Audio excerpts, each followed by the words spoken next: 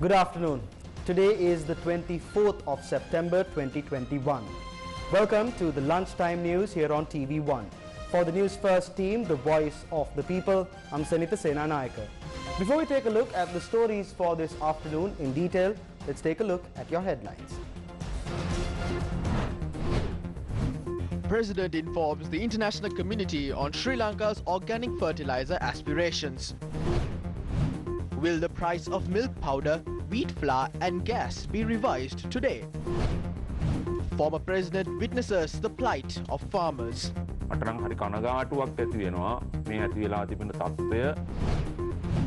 Attempts underway to reopen schools with less than 200 students.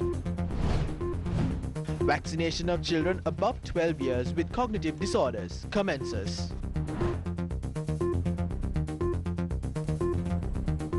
In your top local story for this afternoon, President Gotabaya Rajapaksa addressed the United Nations Food System Summit last evening and apprised the international community on Sri Lanka's endeavour to promote organic agriculture following a ban on chemical fertilizer, weedicides and pesticides. The theme of this year's Food System Summit, held on the sidelines of the 76th Sessions United Nations General Assembly, is swift action towards the future we envision. President Gotabaya Rajapaksa attended the summit virtually. The pandemic has exposed weaknesses in global food systems that will only be worsened with climate change. It is therefore essential that all stakeholders work together to transform global food systems to be more sustainable, resilient, and inclusive. Sustainable food systems are part of Sri Lanka's rich socio-cultural and economic heritage. Our more recent past, however, saw increasing use of chemical fertilizers, pesticides, and weedicides that led to adverse health and environmental impacts. My government took the bold step to restrict imports of these harmful substances earlier this year. However, changing the mindset of farmers long accustomed to using chemical fertilizer has proven challenging. So too has the production of sufficient quantity of organic fertilizer domestically.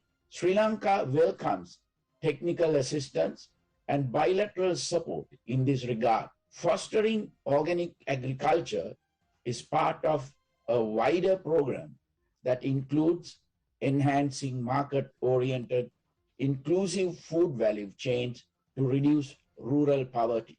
Through such improvements, I'm confident Sri Lanka will be able to sustainably transform its food system and ensure greater food security nutrition for its people. Taking a look at another headline-making story this evening, the decision on whether or not to increase the prices of several essential items such as milk powder, wheat flour and gas will be reached today. There is a shortage of certain essential items in the local market. The Cost of Living Committee is meeting today under the patronage of Prime Minister Mahinda Rajapaksa at the Temple Trees. State Minister of Cooperative Services, Marketing Development and Consumer Protection Lasantha Alagiyawanna says a proposal in this regard has been submitted by the Pricing and Management Committee of the Consumer Affairs Authority. The final decision in this regard will be taken at the Cost of Living Committee. Still in local news, Secretary to the Ministry of Education, Professor Kapila Pereira says that grades 1 to 5 of schools with less than 200 students will reopen soon. He made these remarks at a media briefing held at the Government Information Department. There are 5,131 schools with less than 200 students. Out of the 10,155 schools in Sri Lanka, 3,884 schools have only grade 1 to 5. All the governors assured the minister that it is safe to open these schools. An observation will be carried out today to see if it is safe to have students inside these schools. We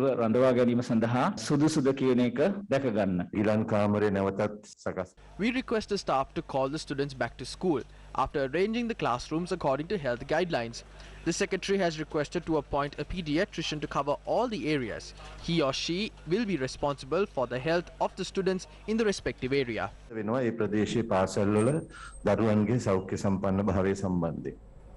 Taking a look at another headline-making story, vaccination of children above 12 years suffering from chronic illnesses commenced today, centering the Colombo, Kurunegala and Anuradhapura districts.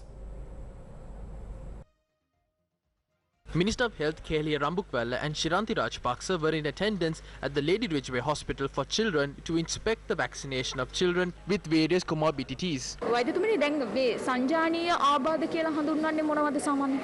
සංජානීය ආබාධය කියන්නේ උප්පත්තියෙන්ම යම්කිසි දෝෂ තියෙන අයට සමහරක් වෙලාවට හෘද Those are various illnesses formed since birth. It could be heart attacks, respiratory complications and so on. At times a child could develop leukemia, hemophilia or some other illness such as thalassemia. We will administer the vaccine to children with such illnesses as well. In the recent past, many children contracted COVID-19 and some of them did not recover. When analyzing the deaths, it was evident most of the deaths were children who were suffering from chronic illnesses. මෙවැනි සංකුලගත වෙච්ච පිරිස් වලින් තමයි වැඩි ප්‍රමාණයක් මේ යාමට සිද්ධ වුනේ. ඇත්තටම මේ එන්නත ලබා ගැනීම සඳහා දරුවන් වෙනුවෙන් ලියාපදිංචි වීමක් අවශ්‍යද? ඔව් මෙහෙමයි ලියාපදිංචි වීමක් අත්‍යවශ්‍යම නැහැ. අපි අවස්ථා දෙකම It is not mandatory. However, the facility has been enabled. If one is aware of it, you can visit the website of the Lady Ridgeway Hospital and register for the vaccine. If you are unable to do so, arrive at the hospital directly and get the jab. However, if you have pre-registered, you can obtain the vaccine without too many delays because a date and time will be given to you. සාමාන්‍යයෙන් පැයක වගේ කාලයක් ඇතුළත මේ ස්ථානයට ආවම මේ එන්නත ලබා ගැනීමේ හැකියාවක් තියෙනවා. දැන් ඇත්තටම සංජානීය ආබාධයක් සහිත වුණත් ඕනෑම දරුවෙක් ඒ කියන්නේ වයස අවුරුදු 12ට වැඩි ඕනෑම දරුවෙක්ට මේ ස්ථානයේදී ඇවිල්ලා එන්නතක් ගන්න පුළුවන් කියන ප්‍රශ්නේ තියෙනවා. මොකද උන්ට යම්කිසි අසනීප තත්ත්වයක් තිබුණොත් ඒ සම්බන්ධයෙන් විශේෂ පරීක්ෂා කිරීමක් සිදු කරනවා මේ ස්ථානයේදී. අපි ඒ ගැනත් කතා කරමු වෛද්‍ය. දරුවාට මේ අවස්ථාවේදී යම්කිසි ආකාර උණක් පවතී. If the child is suffering from fever, vomiting or loose motion, we will not administer the vaccine. However, once 2 weeks lapses after the child recovers, we can administer the vaccine. ඊට පසුව මේ එන්නත ලබා දීමට හැකියාවක් තියෙනවා. බොහෝ දෙනෙක් අපිනුත් විමසනවා තමන්ගේ ප්‍රදේශයට කවද්ද මේ එන්නත් කරන ක්‍රියාවලිය එන්නේ තමන්ගේ දරුවට කවද්ද එන්නත ලබා දෙන්න පුළුවන් වෙන්නේ කියලා. මේ වෙන විට අපි සංගණනයක් අරගෙන තියෙනවා මෙවැනි We have carried out a survey on how many children with chronic illnesses exist in the country. It has come to around 35,000. Therefore, 70,000 doses are required to fully vaccinate the children. The Minister of Health has allocated 100,000 vaccines for this purpose. Vaccines will be administered at base hospitals, provincial general hospitals, district general hospitals and teaching hospitals from Monday onwards. මූලික රෝහල් ඒ වගේම provincial general hospital, district general hospital, teaching hospital කියන රෝහල් වලදී මෙම එන්නත ලබා දීම සිදු කරනවා. Up next is Crime Watch.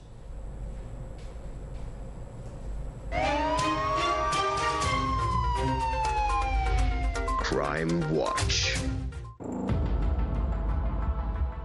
A trap gun claimed the lives of 2 and severely injured another in Tiripane. The trap gun had discharged on a parched area of the Muria Kallavava. The targets of the hunter who set up the trap gun were animals that come to the Vava to consume water. However, in the end, 2 lives fell prey to the trap gun. The hunter who was responsible for setting up the trap gun was arrested last night in Perimian Kulama. He was produced to court over charges of manslaughter.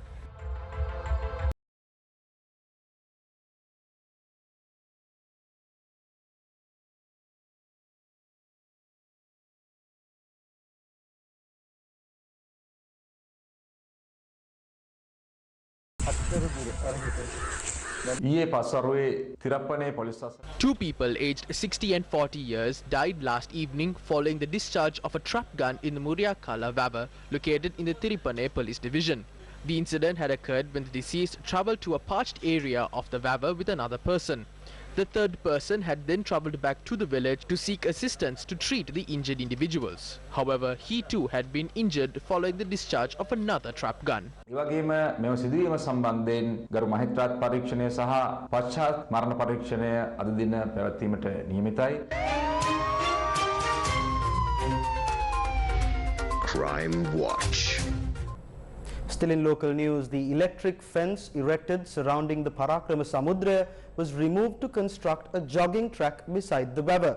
However, removal of the only deterrent which protected residents of the Portugal Padesa village from wild elephant encroachments has thrown the lives of the people in imminent danger.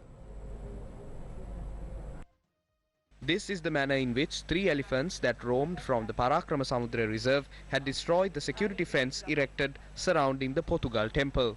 The elephants had also destroyed an entire coconut cultivation. Lives of residents in villages situated in the environs of the Parakrama Samudra river have already been thrown at risk, even before construction of the controversial jogging track has commenced.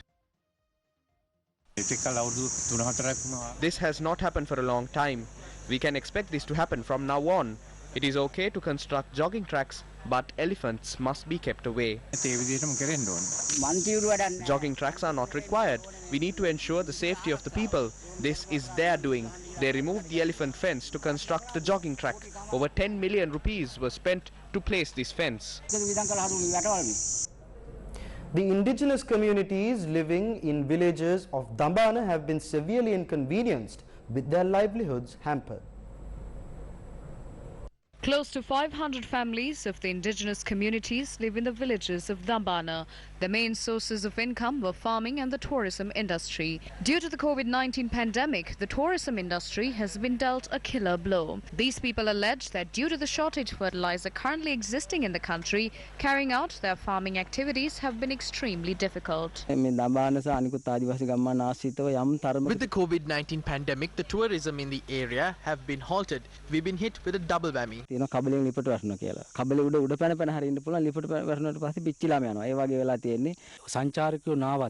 Farming was our main source of income apart from tourism. As of today, we do not have chemical and organic fertilizer. The farmer is helpless. Our families are helpless. It's difficult for us to cook even a single meal.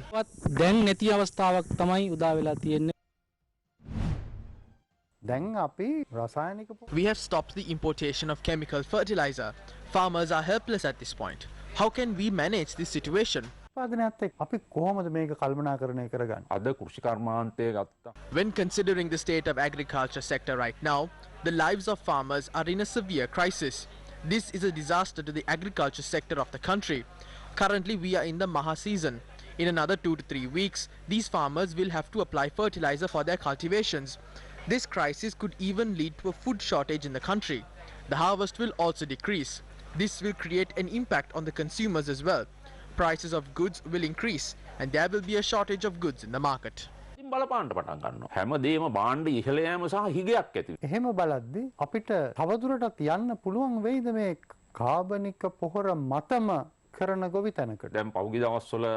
Recently, they brought down some samples of organic fertilizer from China.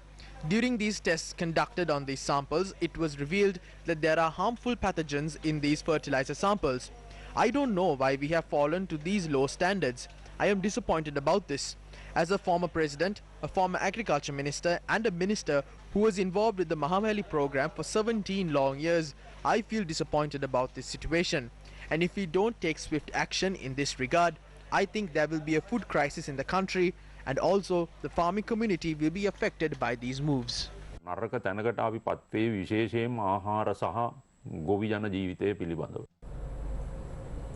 Parliamentarian Patali Champika Ranavaka appeared before the Criminal Investigations Department today.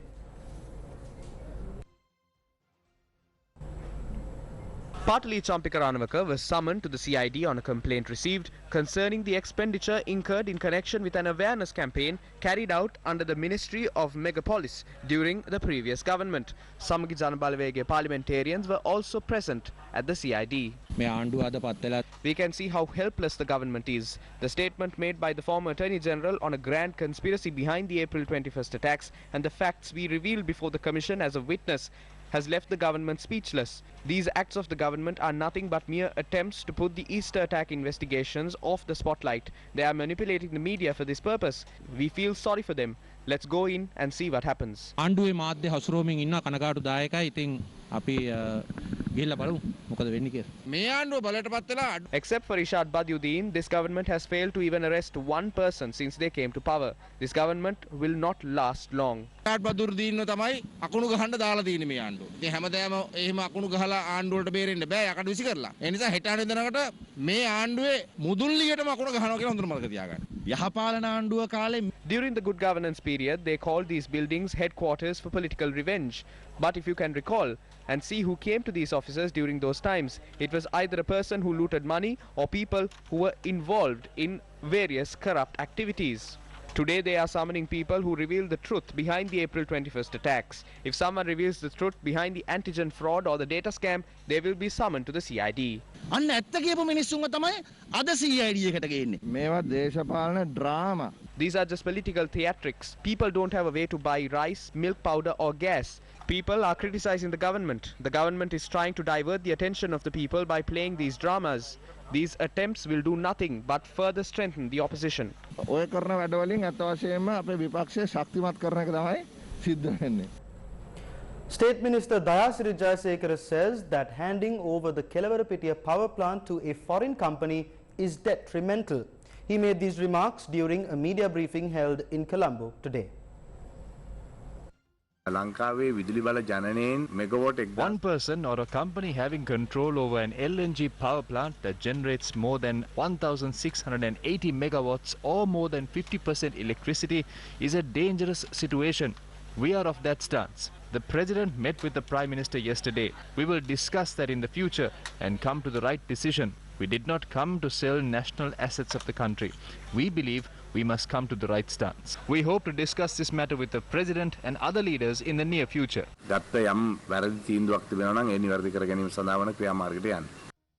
And that brings us to an end of this edition of Lunchtime News here on TV1. For the Newsfirst team, the voice of the people, I've been Senita Senanayaka. Take care and stay safe.